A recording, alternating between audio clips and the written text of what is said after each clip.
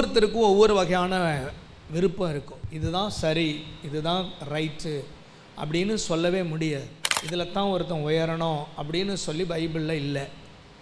எல்லாரையும் பல விதங்களில் தேவன் உயர்த்தி இருக்கிறார். பதவியில் உயர்த்தி வைத்திருக்கிறார், பணத்தில் உயர்த்தி வைத்திருக்கிறார், ஸ்பிரிச்சுவலில் வரங்களில் வல்லமையில் உயர்த்தி வைத்திருக்கிறார், புகழ்ச்சியில் உயர்த்தி வைத்திருக்கிறார், ஆஸ்தி சொத்துக்களில் உயர்த்தி வைத்திருக்கிறார். பெரிய விஷயங்கள் நிறைய செய்திருக்கிறார். இப்படி ஆண்டவர் ஏதோ ஒன் சைடு மாத்திரம் உயர்த்தி வைக்கிறார் அப்படி இல்லை. அவருடைய எண்ணங்கள் எல்லாம் பல்வகையான விதத்தில் ஜனங்களை உயர்த்துவார். நானும் நல்லா வரணும் ஆண்டவரே. அதே சமயம் அவர் மனசுக்குள்ளே சிலர்லாம் வச்சிருப்பார். அவங்க அதை விரும்பி இருக்கவே மாட்டாங்க, அவங்க அதை பற்றி யோசித்திருக்கவே மாட்டாங்க. ஆனால் ஆண்டவர் அவர்களை குறித்து அப்படி வச்சிருப்பார். 4வது ஆசீர்வாதம். அந்த வசனத்தில் 3 தேவனுடைய காரியங்கள், கர்த்தருடைய நாமம், கர்த்தருடைய நீதி, கர்த்தருடைய தயவு, அதை பார்த்தோம். அந்த 3 தேவனை சார்ந்தது.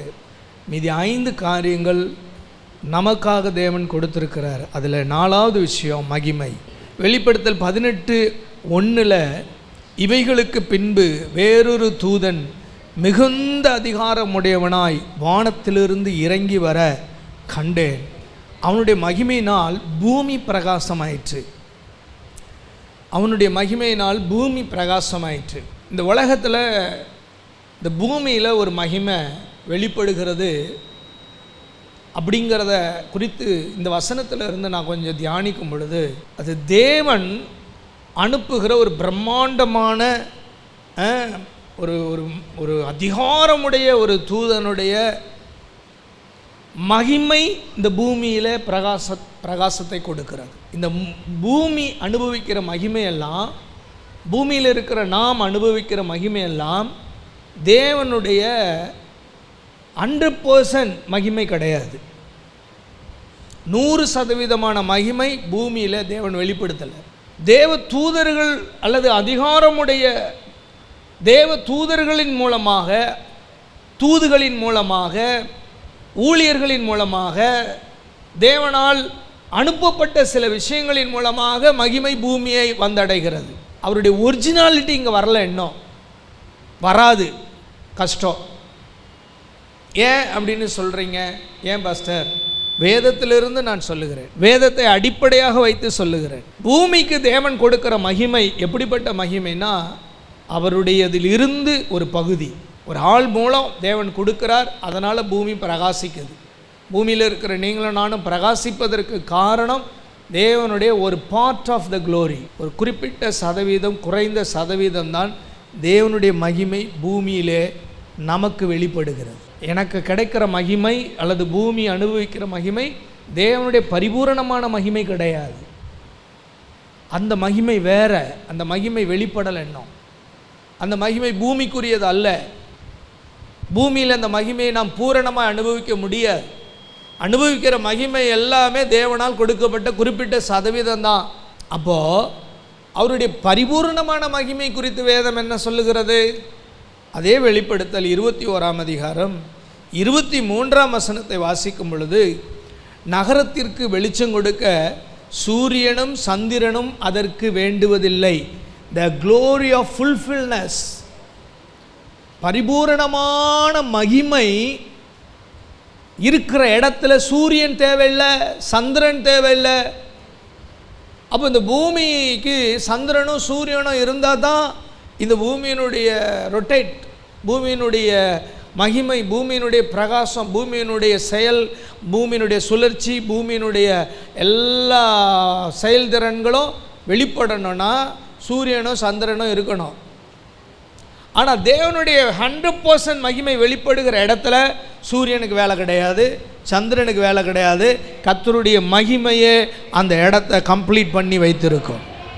இப்போ சொல்லுங்கள், பூமியில் நாம் அனுபவிக்கிற மகிமை 100% ஒரிஜினாலிட்டியா இல்லை தேவனால் கொடுக்கப்பட்ட ஒரு குறிப்பிட்ட சதவீதமா?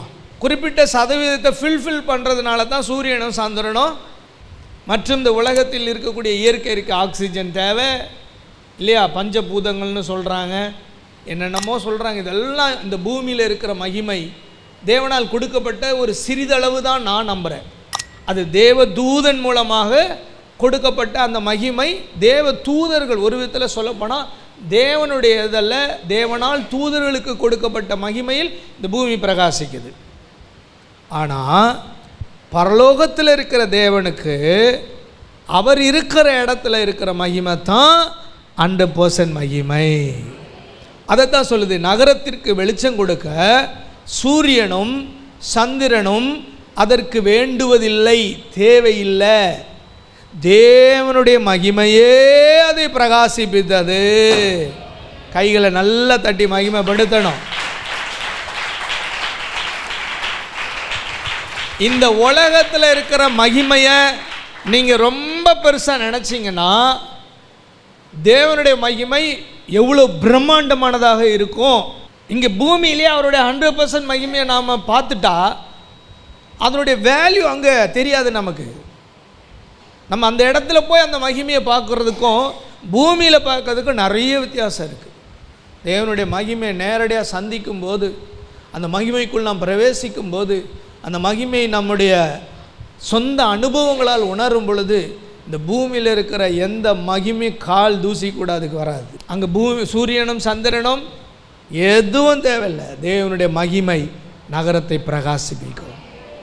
அவர் மேலே இருக்கிற மகிமை அப்படியே அந்த பூமியை பிரகாசிப்பிக்கிறது மாதிரி அந்த பரலோகத்தையே அவருடைய மகிமை பிரகாசிப்பிக்குதுன்னா அந்த மகிமையில் இருக்கிற அவர் எப்படிப்பட்டவராக இருப்பார். ஒரு நாள் நம்ம அவரை சந்திக்க போகிறோம். இப்போ யாருக்கும் நரகத்தையோ பரலோகத்தையோ குறித்த நம்பிக்கை கிடையாது. வாழ்கிற வரைக்கும் பூமியில் சொர்க்கமாக வாழ்ந்துருவோம்.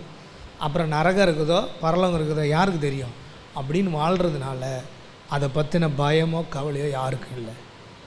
அவருக்கு மட்டும் இல்லை, இங்கே நிறைய பேருக்கு அது இல்லை. இங்கேன்னா கிறிஸ்தவ சமுதாயத்துக்கு சொல்கிறேன். பரலோகத்தை பற்றின பாடல்கள் எல்லா பாட்டிலையும் ஒரு காலத்தில் இருக்கும். கடைசி சரணம் எப்போ வருவி என்று ஏங்குகிறேன் அப்படின்னு நிற்கும் அந்த வசனம், அந்த லாஸ்ட் ஸ்டாண்ட்ஸ் அப்படி போகும். ஆனால் இப்போ என்ன தேவனால் நான் உயிர்வேன், என் தேவனால் நான் பெருகுவேன், இதுதான் பாடி ஆகணும் இன்னைக்கு. அன்னைக்கு ஆண்டவரே நீர் எப்போ வருவீர், ஏங்குதேன் உள்ளம் அப்படின்னு நிற்போம். இப்போ மக்களுக்கு பரலோகம் பயம் இல்லை, நரகத்தை பற்றின பயம் இல்லை, எந்த கவலையும் இல்லை. பூமியில் வாழ்கிறது சொர்க்கம் போல் வாழ்ந்து எல்லாத்தையும் அனுபவிச்சுட்டு போயிடலாம். ஆமேன்னு சொல்லுவோமா? இந்த வசனத்தை படிக்கும்போது எனக்கு ஒன்று தோணுச்சு. இப்பூமியில் நீங்கள் பார்க்கிற சுதந்திரம், சொர்க்கம், மகிமை, இங்கே அனுபவிக்கிற சந்தோஷங்கள், இங்கே அனுபவிக்கிற மேன்மைகள், இங்கே அனுபவிக்கிற எல்லாவற்றிலும் கால் தூசி கூட இது கிடையாது. தேவனுக்கு முன்னாடி நம்ம போய் நிற்க போகிற அந்த மகிமையும் அந்த சந்தோஷமும் அந்த சமாதானமும் எவ்வளோ பெருசுன்னா, சூரியன் வேண்டாம், சந்திரன் வேண்டாம், அவரே போதும். அவருடைய மகிமையே பிரகாசிப்பிக்கும். அவருடைய மகிமையே அந்த நகரம், அந்த பரலோகம் முழுவதும் எல்லா இடத்துலையும் அப்படி தேவன் நிற்பார். அந்த அவர்கிட்ட இருக்கிற மகிமை அப்படியே இந்த வெளிச்சம். நீங்கள் இப்போ வெளியில் போய் பாருங்களேன், நைட்டுக்கும் பகலுக்கும் அந்த சூரியனுடைய அந்த ஒரு சிங்கிள் சூரியன் அப்படியே எல்லாத்தையும் ஓப்பன் பண்ணி விட்டுருதா, வெளிச்சமாக்கிடுதா. ஆனால் இது தேவையே இல்லை பரலோகத்தில். அப்படிப்பட்ட ஒரு மகிமையை தேவன் வைத்திருக்கிறார். இப்போ சொல்லுங்கள், நீங்களும் நானும் தேவனுடைய மகிமை 100% பார்க்குறோமா? அந்த மகிமையை நம்ம சந்திக்க போகிறோமா?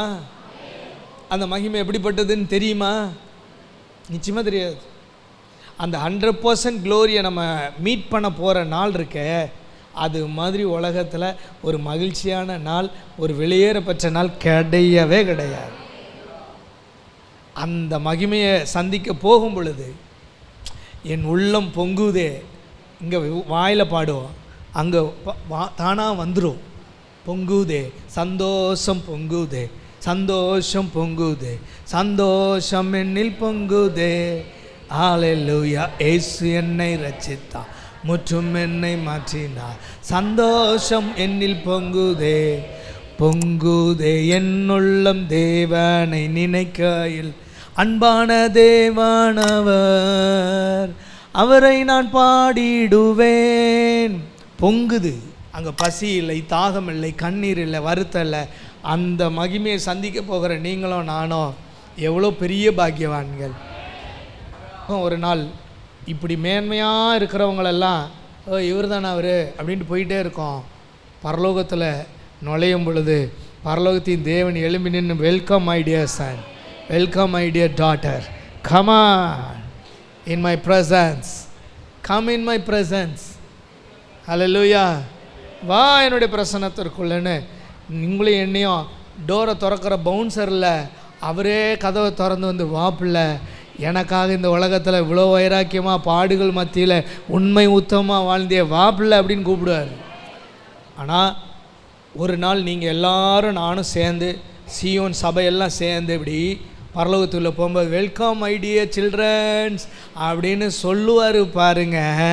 அப்போ தெரியும் நான் ஏன் வைராக்கியமாக வாழ்ந்தேன், ஏன் உண்மையாக வாழ்ந்தேன், ஏன் மன்னித்தேன், ஏன் அவங்கள விட்டு கொடுத்தேன், போய் தொலையட்டோன்னு விட்டேன், நான் அவங்கள ஏன் கோவப்படலை, அவங்கள ஏன் அடிக்கலை, சண்டை போடலை, நான் ஏன் பொறுமையாக போனேன், ஏன் சகிச்சுக்கிட்டு போனேன்னா, இந்த மாதிரி பரலோகத்தின் தேவனே அப்படி டோரை திறந்து கமான் மை டியர் சில்ட்ரன்ஸ்னுவார் பாருங்க.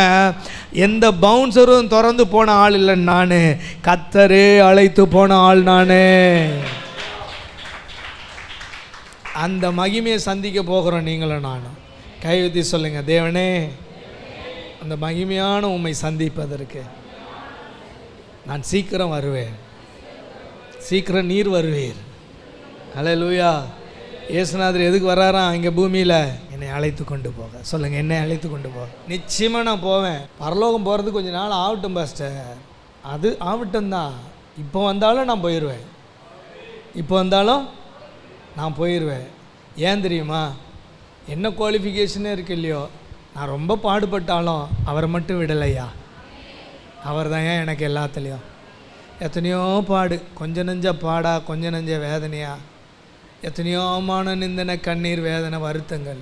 இந்த மகிமையை நீங்களும் நானோ, அந்த பரலோகத்தின் மகிமையை நீங்களும் நானோ இந்த பூமியில் பெரிய அளவில் 100% பெற முடியாவிட்டாலோ ரிசீவ் பண்ணிடணும். ஆமென் சொல்லுவோமா? அதனால் கர்த்தர் உங்களை ஆசீர்வதிப்பார்.